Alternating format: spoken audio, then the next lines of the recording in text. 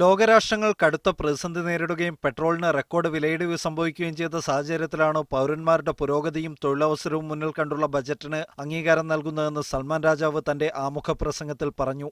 രണ്ടാം കിരീടാവകാശി പ്രഖ്യാപിച്ച വിഷൻ 2030ന്റെയും ദേശീയ പരിവർത്തന പദ്ധതി 2020ന്റെയും ശേഷമുള്ള ആദ്യ ബജറ്റ് എന്ന പ്രത്യേകത കൂടി 2017 സാമ്പത്തിക വർഷത്തെ ബജറ്റിനുണ്ട്.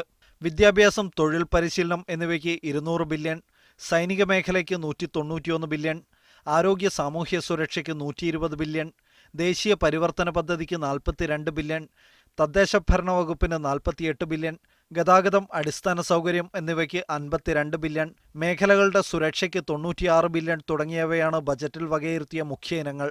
നടപ്പുവർഷമായ 2016 അവസാനിക്കുമ്പോൾ കഴിഞ്ഞ വർഷം പ്രതീക്ഷിച്ച 514 ബില്യൺ റിയാലിന് പകരം 528 ബില്യനാണ് വരവുണ്ടായത്. പ്രതീക്ഷിച്ച ചെലവായ 840 ബില്യൺ റിയാൽ 825 ബില്യൺ റിയാലായി കുറഞ്ഞു. പ്രതീക്ഷിച്ച കമ്മി 360 ബില്യൺ റിയാലിൽ നിന്ന് 297 ബില്യൺ റിയാലായും കുറഞ്ഞിട്ടുണ്ട്. Media 1, Riyadh.